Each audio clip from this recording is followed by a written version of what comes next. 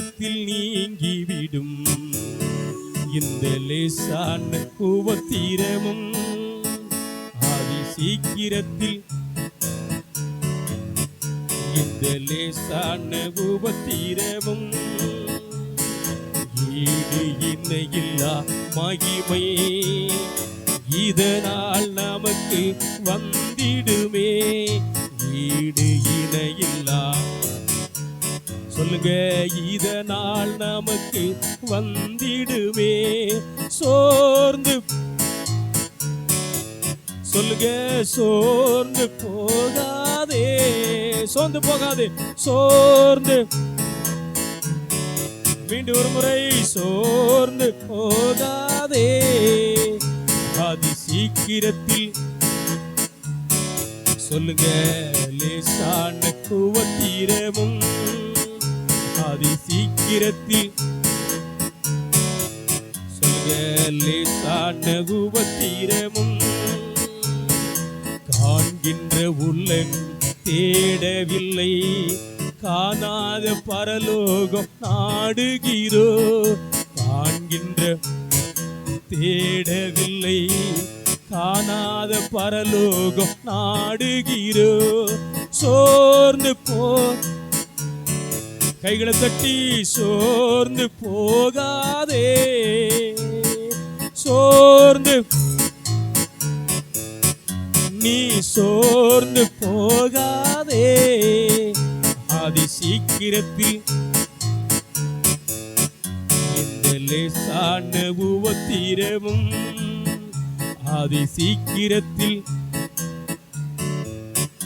இந்த லேசான உபத்திரமும் கிறிஸ்துவின் பொருட்டு நெருக்கப்பட்டால் பாக்கியம் நமக்கு பாக்கியமே. சொல்லுங்க, கிறிஸ்துவின் நெருக்கப்பட்டால், சொல்லுங்க, பாக்கியம் நமக்கு பாக்கியமே.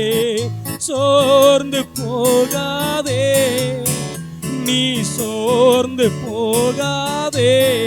பாடுங்க மக்களே, சோர்ந்து, நீ சோர்ந்து போகாதே. அதி சீக்கிரத்தில்,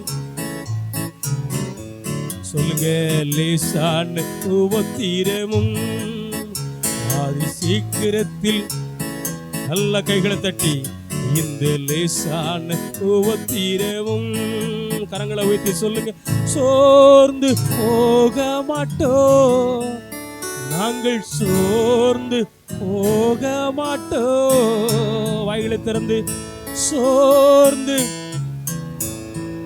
விசுவாசத்தோடு, நாங்கள் சோர்ந்து போக மாட்டோம். ஆதி சீக்கிரத்தில் நீங்கிவிடும் இந்த லேசான உபத்திரமும் ஆதி சீக்கிரத்தில் நீங்கிவிடும் இந்த லேசான உபத்திரமும். அப்படி அமர்ந்து கொள்வோம். அருமையான சகோதர சகோதரிகளே, எரேமியா 30:17 நான் வாசித்தோம். நான் உனக்கு நலமளிப்பேன், உன் காயங்களை ஆற்றுவேன். ஹல்லேலூயா. சத்தமா சொல்லுங்க, ஹல்லேலூயா. ஆண்டவர் நமக்கு சுகம் கொடுப்பது மாத்திரமல்ல, நம் காயங்களை ஆற்ற வல்லவராக இருக்கிறார். ஆண்டவர் நமக்கு விடுதலை கொடுப்பது மாத்திரமல்ல, ஆற முடியாமல் இருக்கிற புண்ணையும் ரணத்தையும் ஆற்ற அவர் வல்லவராக இருக்கிறார். ஹல்லேலூயா. சத்தமா சொல்லுங்க, ஹல்லேலூயா. அவர் நலமளிக்கிற தேவனாக அவர் இருக்கிறார். நாம் பைபிளை படித்து பார்க்கிற பொழுது அன்பானவர்களே, ஏசாயா 38:1 வரை உள்ள இறைவார்த்தையை படித்து பார்க்கிறோம். அங்கே எசேக்கியா என்று அழைக்கப்படுகிற ஒரு மன்னன் இருக்கிறான். அந்த மன்னன் ஆண்டவரிடத்தில் இப்படியாக சொல்லி அவன் அழுகிறான். என்ன சொல்லி அழுகிறான்? ஆண்டவரே, என்னுடைய ஆயுள் நாட்கள் முடிந்து விட்டது. ஏசாயா தீர்க்கதரிசி வந்து சொல்லிவிட்டு போய்விட்டார். உன் வீட்டு காரியங்கள் எல்லாவற்றையும் நீ ஒழுங்குபடுத்தி விடு, உன் வரசெலவெல்லாம் நீ சரிபார்த்து விடு. ஏனென்று சொன்னால் நீ மரிக்கும் தருவாயில் வந்து விட்டார். உனக்கு சாவு நிச்சயமாகிவிட்டது. என்று தீர்க்கதரிசியே சொல்லிவிட்டார் என்று சொல்லி ஆண்டவரிடத்திலே அழுகிறான். தன்னுடைய முகத்தை சுவர்புறமாய் திருப்பி வைத்து அவன் தேம்பி தேம்பி அவன் அழுகிறான். காரணம் என்ன? மரணத்தை குறித்து ஒரு பயம். அவன் இப்படியாய் சொல்லி அழுகிறான், ஆண்டவரே, இதுவரைக்கும் நான் எனக்காகவே வாழ்ந்து விட்டேன், இதுவரைக்கும் என்னுடைய குடும்பத்துக்காகவே வாழ்ந்து விட்டேன், இதுவரைக்கும் என்னுடைய உறவினர்களுக்காகவே நான் வாழ்ந்து விட்டேன். எனக்கு ஒரு சந்தர்ப்பம் கொடுப்பேர் என்று சொன்னால், எனக்கு ஒரு வாழ்க்கை கொடுப்பேர் என்று சொன்னால் நான் உமக்காக வாழ்வேன் என்று சொன்னான். அல்லேலூயா. சத்தமா சொல்லுங்க, ஹல்லேலூயா, ஹல்லேலூயா. யாருக்காக வாழ்வேன் என்று சொன்னான்? நான் உமக்காக வாழ்வேன் ஆண்டவரே. இதுவரைக்கும் நான் எனக்கு வாழ்ந்துட்டேன், என் குடும்பத்துக்கு வாழ்ந்தாச்சு, என் பிள்ளைகளுக்கு வாழ்ந்தாச்சு. ஆனால் நீர் எனக்கு ஆயுள் நாட்களை அதிகமாய் கொடுப்பேர் என்று சொன்னால், என் ஆயுள் நாட்களை நீட்டித்து கொடுப்பேர் என்று சொன்னால் நான் உமக்காக வாழ்வேன் என்று ஒரு தீர்மானத்தோடு இந்த மனிதன் செபிக்கிறான். ஆண்டவர் அவனுடைய செபத்தை கேட்டார். அல்லேலூயா. சத்தமா சொல்லுங்க, அல்லேலூயா. அவன் கண்ணீரை கண்டார். அல்லேலூயா. அவன் கண்ணீரை கண்டு ஆண்டவர் மீண்டும் நாட்களிலே ஏசாயா தீர்க்கதரிசி இடத்திலே சொல்றாரு, நீ போய் அவனிடத்திலே சொல், ஆண்டவருடைய செபத்தை கேட்டாராம், உன் கண்ணீரை கண்டாராம், ஆகவே நீ சாக மாட்டாய், உனக்கு 15 ஆண்டு காலம் உனக்கு கூட்டி கொடுக்கப்படுகிறது என்ற செய்தியை அவனிடத்தில் போய் சொல் என்று சொன்னார். கைகளை தட்டி ஆண்டவருக்கு நன்றி சொல்லுங்க. அருமையான சகோதர சகோதரிகளை, சாவில் விளிம்புல நின்று நாம் செபித்தாலும், சாவும் தருவாயில நின்று நாம் செபித்தாலும், ஒருவேளை நாட்களிலே நம்முடைய நாட்கள் முடிந்து போனதென்ற மணலைக்குள்ளே நாம் வந்தாலும் கூட அவரை நோக்கி பார்த்து, ஆண்டவரே, நான் உமக்காக வாழ்வேன் என்று சொல்லி அர்ப்பணிக்கிற பொழுது அவருக்காக வாழும்படி ஆண்டவர் நாட்களிலே ஆயுளை நீட்டித்து கொடுக்க வல்லவராக இருக்கிறார். அல்லேலூயா. சத்தமா சொல்லுங்க, ஹல்லேலூயா, ஹல்லேலூயா, ஹல்லேலூயா. தொடர்ந்து படித்து பாருங்கள். லூக்காவின் நற்செய்தி 17ஆம் அதிகாரம் 11 இருந்து 17 வரை உள்ள இறைவார்த்தையை படித்து பாருங்கள். ஒரு விதவை தாய், அவருடைய மகன் இறந்து பாடையிலே தூக்கி கொண்டு போகிறார்கள். அந்த விதவை தாயும் பின்னாலே அழுது கொண்டே போகிறாள். அவர்கள் அவனை கொண்டு போய் அடக்கம் செய்வதற்காக கொண்டு போகிறார்கள். அந்த தாயும் பின்னாலே ஓ என்று சொல்லி அழுது கொண்டு போகிறாள். ஏனென்று சொன்னால் கணவனும் இழந்து விட்டான். இப்போ ஆதரவாக இருக்கிற ஒரே ஒரு மகன், அவனும் நாட்களில் அடக்கம் செய்வதற்காக கொண்டு போகிறார். அந்த தாயினுடைய இருதயம் எப்படி இருக்கும் என்று யோசித்து பாருங்கள். அந்த தாயினுடைய இருதயம் எத்தனை வேதனை அனுபவிச்சிருக்கும் என்று சொல்லி யோசித்து பாருங்கள். என் வாழ்வாதாரமாக இருந்தவன், எனக்கு ஆதாரமாக இருந்தவன், எனக்கு உயிராக இருந்த ஒரே மகனும் என்னை விட்டு போய்விட்டானே என்று சொல்லி அவள் அழுகிற அந்த சத்தம், அவள் கத்துகிற அந்த சத்தம், அவளுடைய கூமுறல் இயேசுவின் காதில் போய் விழுந்தது. அல்லேலூயா. சத்தமா சொல்லுங்க, ஹல்லேலூயா. இருதயத்தின் வேதனையை இயேசு புரிந்து கொண்டார். உள்ளம் முழுதும் காயப்பட்டு இருக்கிறது. யார் எனக்கு ஆதரவு? எனக்கு ஆதரவற்ற நிலைக்கு நான் போய்விட்டேனே. எனக்கு ஆதரவா இருந்த ஒரே ஒரு மகனும் அவனும் சில நேரங்களிலே இந்த மண்ணோட மண்ணாக போகிறானே. அந்த வேதனையிலே அவள் அழுத அந்த கண்ணீரை இயேசு கண்டார். அல்லேலூயா.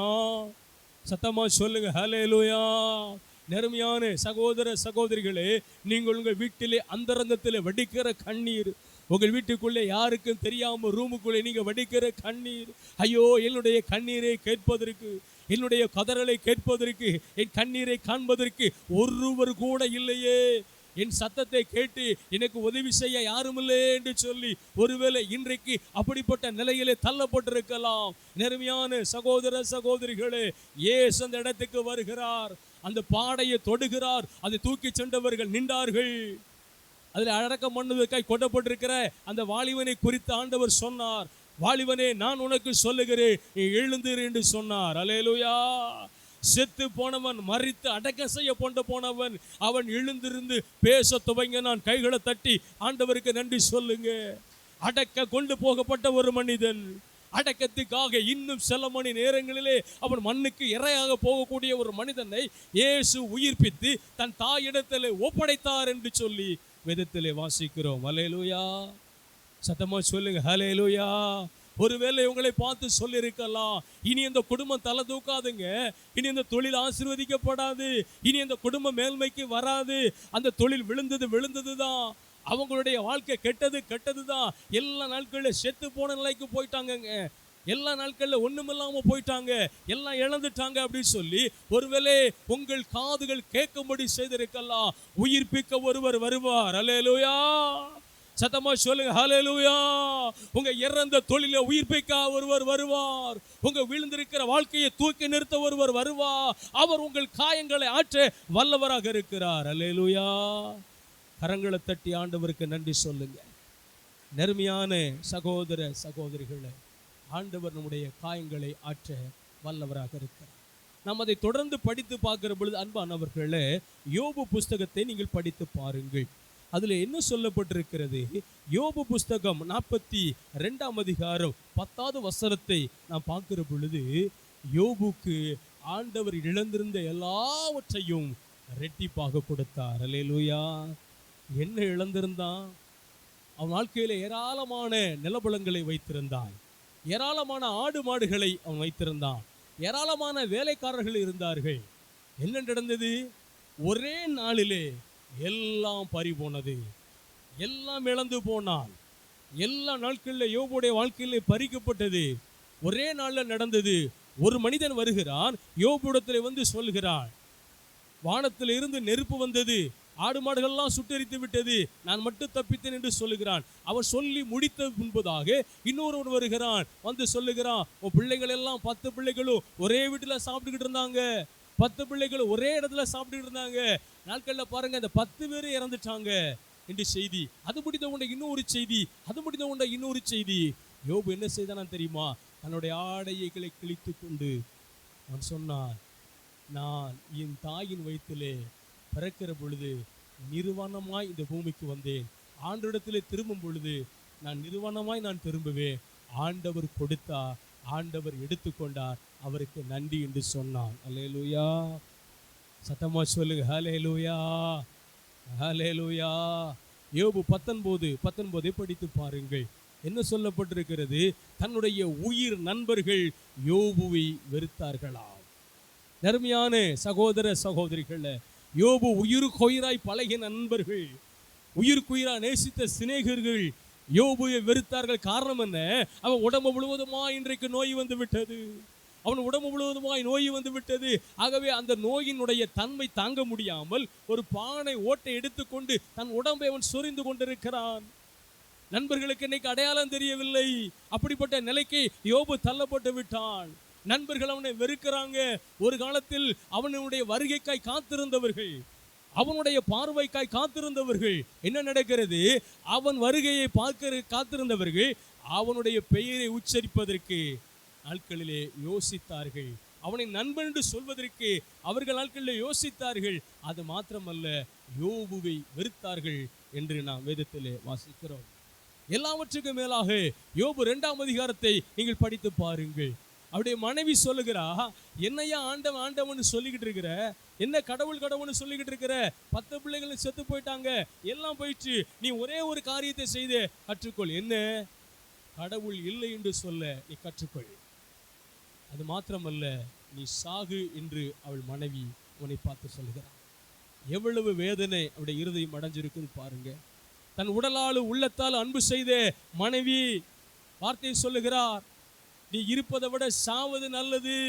எல்லாம் போயிடுச்சு, உன் ஆஸ்தி அந்தஸ்தெல்லாம் போயிடுச்சு, உன் பிள்ளைகள்லாம் போயிடுச்சு, எல்லாம் போயிட்டுது, இன்னும் நீ ஆண்டவன் கடவுள் இருக்கிறார் என்று சொல்லிக்கிட்டு இருக்கிற என்று யோபுவை பார்த்து அவருடைய மனைவி திட்டுகிறார்.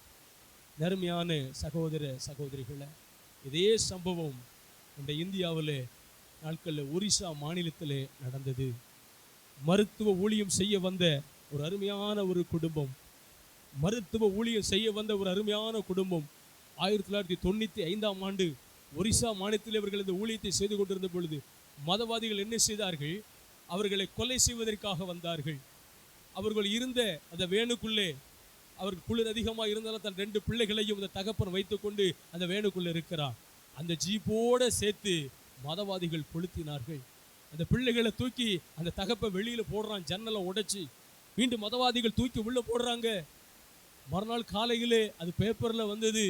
அந்த 2 பிள்ளைகளையும் தன் தகப்பன் கட்டி அணைத்தவனாய் அப்படியே கறிக்கட்டையாக அந்த வேனுக்குள்ளே அவன் மாறினான். அப்படிப்பட்ட ஒரு சம்பவம் நம்ம இந்தியாவிலே நடந்தது. அது ஊடகங்களிலே வந்தது.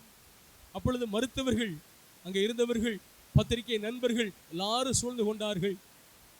அந்த இறந்து போன அவருடைய மனைவியிடத்திலே இந்த வார்த்தையானது கேட்கப்பட்டுச்சு. இப்படி உங்க கணவனையும் உங்க பிள்ளைகளையும் உயிரோட கொளுத்திட்டாங்களே, இவங்களுக்கு என்ன தண்டனை கொடுக்க நீங்க நினைக்கிறீங்க? இதை குறித்து நீங்க என்ன சொல்றீங்க என்று சொல்லி கேட்டவுடன் யோபு சொன்ன வார்த்தையை அப்படியே அந்த பெண் சொன்னாள். அல்லேலூயா.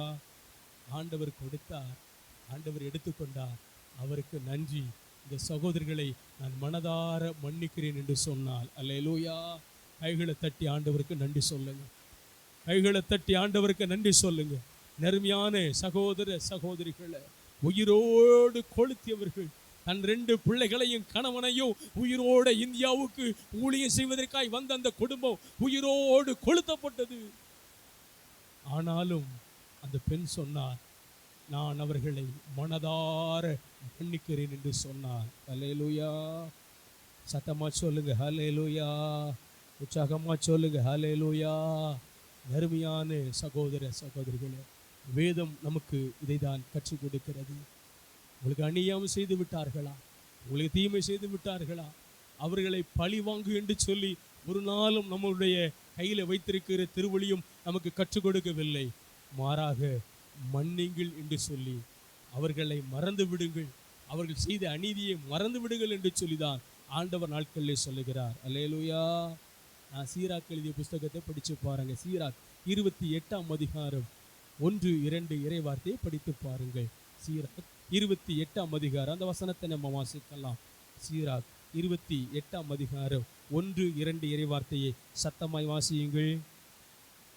பழி வாங்குவோர் ஆண்டவரிடமிருந்து பழிக்கு பழியை பெறுகிறார்கள். ஆண்டவர் அவருடைய பாவங்களை திண்ணமாய் நினைவில் வைத்துள்ளார். உனக்கு அடுத்திருப்பவர் செய்த அநீதியை மன்னித்து விடு. அவ்வாறில் நீ மன்றாடும் பொழுது உன்னுடைய பாவங்கள் மன்னிக்கப்படும். அல்லேலூயா. என்ன சொல்றாரு பாருங்க, உனக்கு அடுத்திருப்பு செய்த அநீதி தான், அது நியாயம் இல்லை, அநீதி தான். அவங்க அநியாயமாக தான் செய்கிறாங்க, திட்டமிட்டு தான் செய்கிறாங்க, இவங்க வளரக்கூடாது தான் செய்கிறாங்க, அவங்க கூட்டு முயற்சியாக தான் செய்கிறாங்க. ஆனால் ஆண்டவர் சொல்றாரு, அந்த அநீதியை நீ மன்னிச்சிரு என்று சொல்லுகிறார். அல்லேலூயா. அவர் மன்னிக்கிற பொழுதுதான் நம்முடைய பாவங்கள் மன்னிக்கப்படும் என்று நாம் கையில் வைத்திருக்கிற திருவழியம் நமக்கு கற்றுக் கொடுக்கிறது. அதை இயேசு தன்னுடைய வாழ்க்கையிலே அவர் செய்து காமித்தார். அவர் கடைசியாக சிலுவையிலே அறைந்து அவரை கொலை செய்ய போகிறார்கள். ஆனால் திட்டமிட்டு எல்லா காரியங்களையும் செய்தார்கள். இயேசு சிலுவையிலே அடிக்கப்படுகிற பொழுது தந்தையை நோக்கி சொல்லுகிறார், தந்தையே, இவர்கள் செய்வது இன்னதென்று சொல்லி அறியாமல் செய்கிறார்கள், இவர்களை மன்னித்து விடும் என்று சொன்னார். அல்லேலூயா. சத்தமா சொல்லுங்க ஹல்லேலூயா. ஹல்லேலூயா. தன் மன்னிப்பு இந்த உலகத்துக்கு கொடுத்தவர், தன் மன்னிப்பு இந்த உலகத்துக்கு கொடுத்தவர், தனக்கு செய்த அநீதியை, தனக்கு செய்த துரோகத்தை, தனக்கு செய்த எல்லா காரியங்களையும் இயேசு சிலுவையிலே மன்னித்தார். அவரை காட்டி கொடுக்க வந்த யூதாசை கூட அட துரோகி என்று சொல்லவில்லை, பாவி என்று சொல்லவில்லை. ஆனால் என்ன சொன்னார் பாருங்க, காட்டி கொடுக்க வந்தவனே இயேசு சொன்னார், முத்தமிட்டா மானிட மகனை காட்டிக் கொடுக்கிறார் என்று சொல்லி, சிநேகிதனே, நண்பனே என்று சொல்லி இயேசு தன்னுடைய அன்பை வெளிப்படுத்தினார். அல்லேலூயா. சத்தமா சொல்லுங்க ஹல்லேலூயா. ஹல்லேலூயா. அந்த வழியிலே, அந்த வழி தோன்றலாக, அந்த வழி வம்சத்திலே இயேசுடைய இரத்தத்தால் கழுவப்பட்டவர்களாக, இயேசுவால் புதுப்பிக்கப்பட்டவர்களாக நாம் இந்த இடத்திலே வந்திருக்கிறோம். ஆண்டவர் நம்ம இடத்திலே எதிர்பார்க்க காரியம் ஒன்றே ஒன்று, நான் உங்களுக்கு நலமளிப்பேன், உன் காயங்களை ஆற்றுவேன். அல்லேலூயா. எழுந்து நிற்போமா? எழுந்து நின்று நாம் செபிக்க போகிறோம். எழுந்து நிற்போம். எல்லாரும் எழுந்து நின்று நாம் இந்த வேளையிலே செபிக்க போகிறோம். எழுந்து நின்று கண்களை மூடி அவர் நமக்கு நலமளிக்க விரும்புகிறார். நம் காயங்களை ஆற்ற அவர் விரும்புகிறார். நாம் காயங்களை காயங்களாக வைத்திருக்க வரை, துக்கத்தை துக்கமாய் வைத்திருக்கும் வரை உடைய காயங்கள் சரி செய்யப்படாது. அவர்கள் தெரியாமல் செய்து விட்டார்கள் என்ற மனநிலையை நாம் பெற்றுக்கொள்ளுகிற பொழுதுதான், அந்த தெரியாமல் அவர்கள் செய்கிறார் என்ற வார்த்தையை உச்சரிக்கிற பொழுதுதான், அவர்கள் செய்த அநீதியை நாம் மன்னிக்கும் பொழுதுதான் ஆண்டவர் நம்முடைய இருதயத்தில் இருக்கக்கூடிய காயங்களை மாற்ற வல்லவராக இருக்கிறார். அப்படியே எல்லாரும் கண்களை உயர்த்தி வாய்களை திறந்து எல்லாரும் இந்த வேளையில் உங்களை யார் காயப்படுத்தினாங்கன்னு உங்களுக்கு தெரியும். உங்களை யார் அப்படிப்பட்ட அவச்சொல்ல சொன்னாங்கன்னு உங்களுக்கு தெரியும். யார் உங்க பேரை கெடுத்தாங்கன்னு உங்களுக்கு தெரியும். யார் உங்க தொழிலை நாட்களில் நஷ்டப்படுத்த என்னென்ன காரியங்கள்லாம் செஞ்சாங்கன்னு சொல்லி உங்க கண்கூடா கூட நீங்க பார்த்துருக்க கூடும். அவர்களை இந்த வேளையிலே உங்கள் மன கண்களுக்கு முன்பதாய் கொண்டு வருங்க. என்னால் மன்னிக்க முடியல ஆண்டவரே, என்னால் மறக்க முடியல ஆண்டவரே.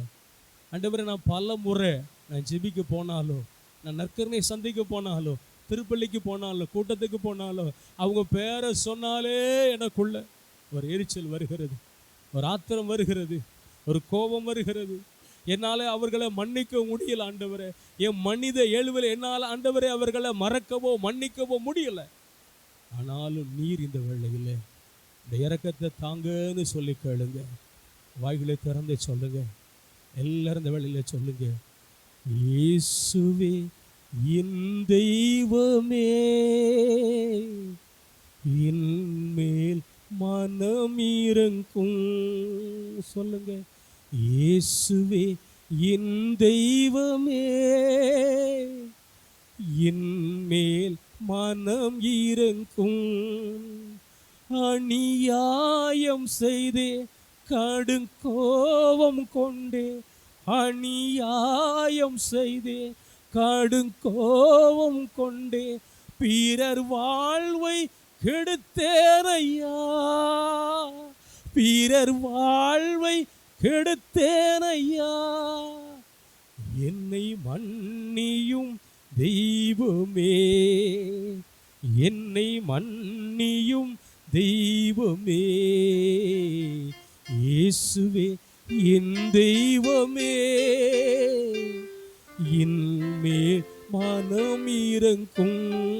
சொல்லுங்க, இயேசுவே என் தெய்வமே, என் மேல் மனம் இறங்கும். துன்ப வேளையிலே மனம் துவண்டு போனே, துன்ப வேளையிலே மனம் துவண்டு போனே, உம்மை நினையாது தூர, உம்மை நினையாது தூர போனே. என்னை மன்னியும் தெய்வமே, என்னை மன்னியும் தெய்வமே, இயேசுவே என் தெய்வமே, என் மேல் மனம் இறங்கும். கண்களை மூடி சொல்லுங்க, இயேசுவே என் தெய்வமே, என் மேல் மனம் இறங்கும். கண்களை மூடுவோம், ஜெபம் செய்வோம். ஸ்தோத்திர ஆண்டவரே, மனண்டி நிறைந்த உள்ளத்தோடு உம்மை நாங்கள் துதிக்கிறோம். ஆண்டவரே, எங்கள் வாழ்விலே எவ்வளவோ போராட்டங்கள், பிரச்சனைகள் ஆண்டவரே, எல்லாவற்றுக்கும் ஆண்டவரே காரணம் அவர்கள் இவர்கள் என்று சொல்லி அடுத்தவர்களே நான் பார்த்து வாழ்ந்தின் ஆசீர்வாதத்தை இழந்து போனவனாய் இந்த இடத்திலே நான் வந்திருக்கிறேன். ஆண்டவரே, உடைய வார்த்தை சொல்லுகிறது, உனக்கு அடுத்திருப்போ செய்திய அநீதியை நீ மன்னித்து விடு, அப்பொழுது நீ வேண்டும் பொழுது உன் மன்றாட்டு கேட்கப்படும் என்று சொல்லி உடைய வார்த்தை எங்களுக்கு போதிக்கிறது. ஆண்டவரே, இதோ இந்த வேளையில் எங்களுக்கு அநியாயம் செய்தவர்கள், அநீதி செய்தவர்கள், எங்கள் வாழ்வாதாரத்தை பொருளாதாரத்தை ஆண்டவரே பறித்தவர்கள், எங்களை இந்த நிலைக்கு தள்ளியவர்களை நாங்கள் மனதார மன்னிக்க உம்முடைய கிருபை எங்களுக்கு தாரும். உம்முடைய கரத்திலே எங்களை நாங்கள் தாழ்த்தி தருகிறோம். இயேசுவின் நாமத்தில் ஜெபிக்கிறோம், ஜெபங்களும் ஜீவனுள்ள நல்ல பிதாவே.